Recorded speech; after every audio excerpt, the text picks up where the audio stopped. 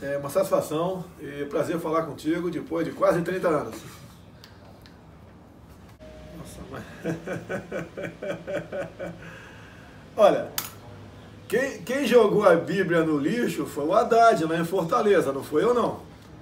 Ele, inclusive, ele é uma pessoa que não comunga com nenhum princípio religioso, muito menos a sua vice, que é do Rio Grande do Sul, do PCdoB, e foram receber a hóstia numa igreja. Isso é mentira, isso é enganação, isso é empulhação. Agora, anticristo, ora, meu Deus do céu, essa é nova.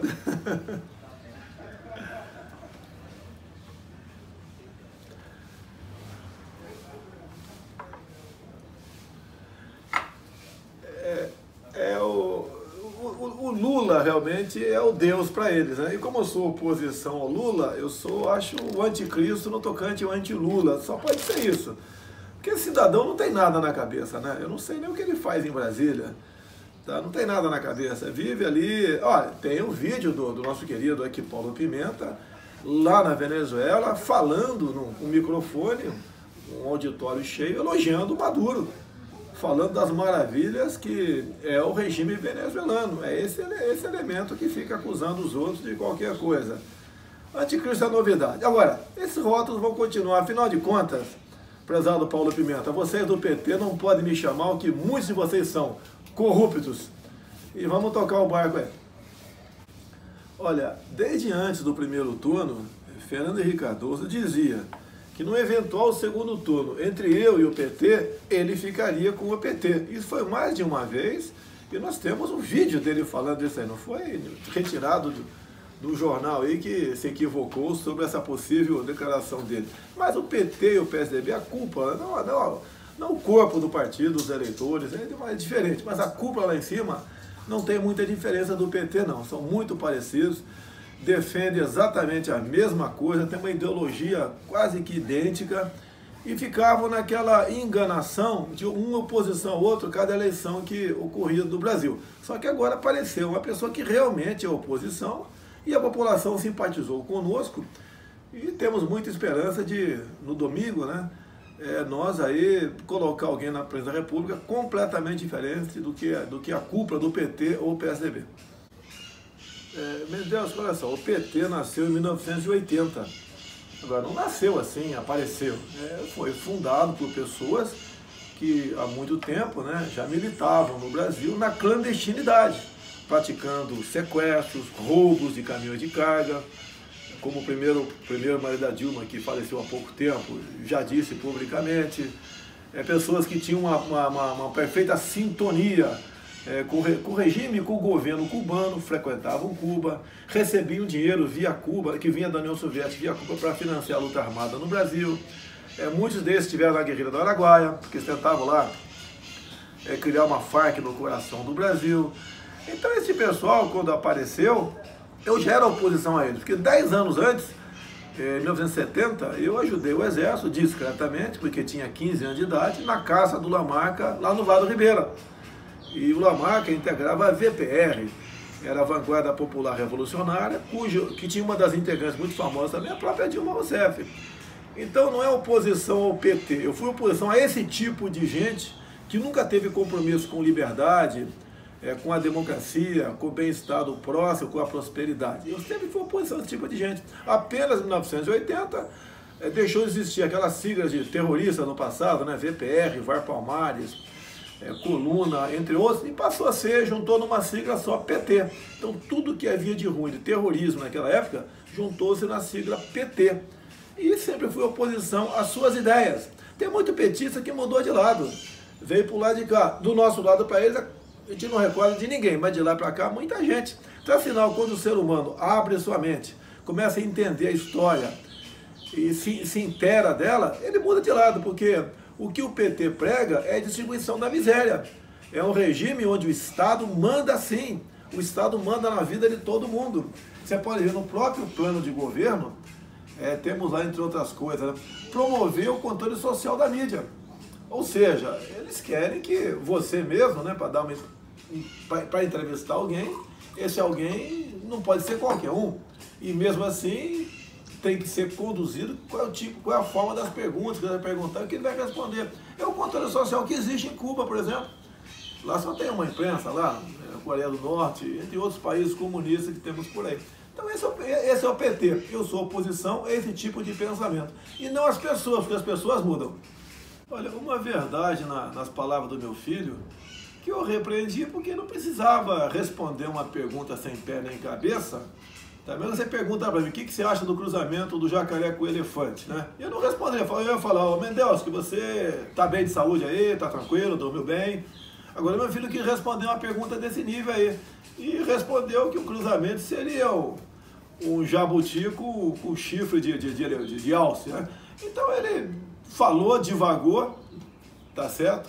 Não falou em fechar o Supremo Tribunal Federal, como quer no plano de governo do PT. O plano de governo do PT, nas páginas 6 e 15, diz promover o controle social da justiça, bem como de todos os poderes da União. O PT é claro. Agora, está havendo um superdimensionamento? Sim, eu já me desculpei, ele já se desculpou pelo mal entendido. E vamos tocar o barco. Nós não somos ameaça à democracia. Exatamente o contrário. Nós somos a garantia da liberdade e da democracia. E outra coisa, o depoimento, esse que meu filho falou, foi 4 meses atrás. Já está completamente, naquele tempo existia ali um outro clima aqui no Brasil. Agora, não podemos superdimensionar isso. A Folha de São Paulo é especialista em potencializar as coisas, como agora a Folha que inventou que eu teria participação junto com empresários, gastando aí até 12 milhões cada um para impulsionar fake news contra o PT aqui no Brasil. Agora, como tem muita gente assistindo, prezado Mendels, eu queria que alguém me dissesse um torpedo recebido de fora, tá, criticando o PT, que todo mundo que eu conheço, né, eu pergunto, você recebeu algum torpedo fora da tua lista normal de contato, criticando o PT, dando a entender que foi algo turbinado, foi pago por empresário fora do Brasil? Todo mundo fala não. Então não existe isso aí. É bala de festim que o PT está me acusando de ter atirado em alguém.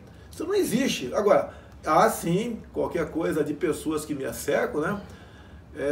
Potencializado. Como disseram há poucos dias aí, um assessor de Bolsonaro quer cobrar mensalidade das universidades públicas. Nem o nome do assessor o cara bota. Mentira, ninguém quer fazer isso aí. Mas a imprensa potencializa. Agora, a grande origem de fake news do Brasil é a própria Folha de São Paulo. Mendels, você lembra quando acusaram uma funcionária minha de ser fantasma, que vendia açaí em Angra dos Reis? A acusação foi no dia 10 de janeiro. Nesse dia, ela estava de férias, conforme se nota em boletim administrativo da Câmara de dezembro. Essa é a Folha de São Paulo e potencializa porque realmente eu sou uma ameaça à corrupção e sou uma ameaça ao sistema ora vigente no Brasil. Olha só, Mendels, que o kit gay ele apareceu em novembro de 2010. Eu que descobri. E eu botei esse nome naquele conjunto de material, que eram livros, cartazes e filmes. Eu tenho filme comigo. Se alguém quiser na internet buscar o filme, buscar no Google aí, Encontrando Bianca, ou Probabilidade, ou mais ainda, uma coisa espetacular, para não ter dúvida. Você bota o nome do cidadão André Lázaro, bota André Lázaro Jair Bolsonaro. Você vai ver numa audiência pública em Brasília, essa de novembro de 2010, e aquela audiência pública, o Mendels, teve nome. Olha só, teve nome. 9º Seminário LGBT Infantil. Olha que mente doentia desse pessoal da esquerda. Mente doentia. Seminário LGBT Infantil. É 6 anos de idade. Tá? E ali o André Lázaro diz claramente, você pode ver aí no Google, passamos 3 meses discutindo até onde a língua de uma menina entraria na boca de outra menina para fazermos um filme beijo lésbico para combater a homofobia. Nem os gays são favoráveis a isso. Tem gay que é pai, que é mãe, não é favorável a isso para criancinha a partir de 6 anos de idade. Então isso eu denunciei. Quando você fala 2010, tinha acabado a eleição. Tá? Então tava, metade do parlamento não foi reeleito, outra metade estava a meia bomba, vamos assim dizer, não deram muita bola para isso. Mas quando o novo parlamento assumiu em 2011, juntou-se ali a bancada evangélica, a bancada católica, né? E eles pressionaram o ministro Haddad, ele veio à Câmara, ele deu uma desculpa esfarrapada, mas no mesmo dia, Dilma Rousseff mandou recolher o material. Você vê que a imprensa toda divulgou isso aí. por ser inadequado para aquela idade. Então, houve sim, existiu esse programa de combate à homofobia, mas na verdade estimulava precocemente o sexo homo entre as criancinhas. Nós não podemos admitir sexo nem homo nem hétero entre criancinha. A escola não é lugar para a criança aprender a fazer sexo. Então, houve sim o kit gay, você pode falar aqui outro nome, né? Botar outro nome, plano de combate plano de combate à homofobia, e agora eles mudaram de nome, o PT mesmo mudou de nome. Agora chama-se ideologia de gênero. Você perguntar para o povo, para qualquer não interessa a classe social dele, ideologia de gênero, pouca gente sabe o que é isso. Mas na verdade é o kit gay, tá com o nome disfarçado de ideologia de gênero. Quem não lembra, quem está me assistindo aí, as grandes mobilizações em câmaras municipais contra a aprovação da ideologia de gênero. Quem propôs isso daí? O Haddad saiu de lá, entrou a Luísa Mercadante. A Luísa Mercadante, ministra da Educação, oficiou estados e municípios para que fosse incluído no plano municipal ou no plano estadual a ideologia de gênero. E que as câmaras municipais, em grande maioria, fizeram. Não aprovaram isso. Então falar que não houve kit gay, aí é um fake news. Houve sim. Agradeço a bancada evangélica, a bancada católica, entre outros parlamentares que pertencem a outras bancadas, ter combatido isso aí e tivéssemos evitado, então, naquele momento, que esse material chegasse para a garotada em sala de aula. Olha o que acontece. Eu estou aqui em casa, sentado, tranquilo, conversando contigo. O que acontece? Olha a tentativa de execução do dia 6 de setembro foi algo grave. O cara deu a facada e rodou a faca. É comum você ver briga, às vezes de bar, o cara dá a facada no outro, ele bate a faca e puxa. Esse cara bateu e rodou. Cortou em vários locais o intestino fino e cortou o intestino grosso também. Espalhou fezes em toda a cavidade abdominal. E a faca entrou 15 centímetros aproximadamente. Eu só não morri por milagre, segundo os próprios médicos da Santa Casa de Juiz de Fora. E o cara que deu a facada em mim, olha só, até 2014 ele era filiado ao PSOL. Era filiado ao PSOL até 2014. E está sendo investigado, então, as ligações dele com outras pessoas. Eu não quero aqui ser leviano e eleger um partido ou grupo, seja o que for, de ser o mandante ou mentor dessa tentativa de homicídio aí. Mas espero que se chegue à verdade. É isso que nós queremos. Bem, no dia 12 de setembro, 6 dias depois, eu como estava com febre, 9 da noite, eu fui submetido lá a uma tomografia e eu lembro que o médico falou o seguinte o médico-chefe falou o seguinte, ó, vamos ter que operá-lo. Daí o outro médico perguntou quando? Ele falou agora. A operação começou 9 e pouco da noite e acabou às 5 da manhã. Então foram 8 horas de cirurgia. Não foi uma brincadeira, não foi uma furadinha, foi algo grave. Bem, no momento estou com bolsa de, vamos lá, perdi 15 quilos. No dia perdi 2 litros de sangue.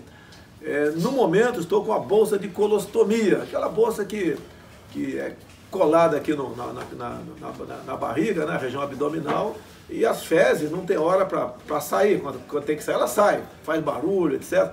Então a recomendação médica é a seguinte, eu estou apto, mas com restrição.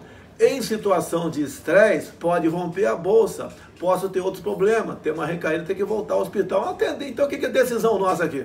Já que existe o risco, entre um debate e minha saúde, fico a minha saúde. Então não vou comparecer a debate. Até porque, meu Deus, eu vou debater com um cara que não manda na consciência dele.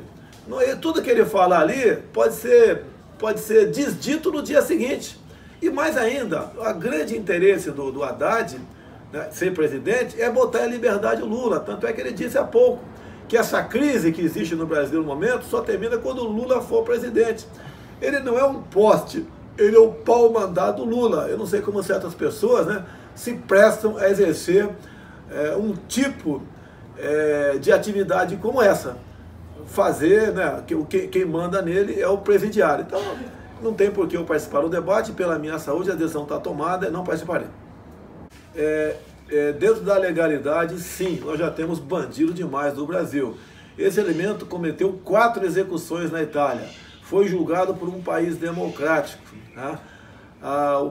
O Conselho de Direitos Humanos da Europa, entendeu que o julgamento foi legal. E nesse ínterim o Battisti foi para a França, se não me engano, depois veio para o Brasil. E aqui ele encontrou amigos do PT. E ele integrava o PAC lá na Itália, Proletários Armados para o Comunismo. E aqui então ele encontrou o Guarita Eco, junto com outros terroristas do passado brasileiro que estavam aqui ocupando o governo do PT. E foi concedido meio à força, né? Usando até de certa truculência para ele ficar aqui. Caso me eleja presidente, tudo farei na forma da lei para que esse terrorista, Cesare Battisti, volte para a Itália e cumpra a sua pena por 4 execuções que cometeu naquele país.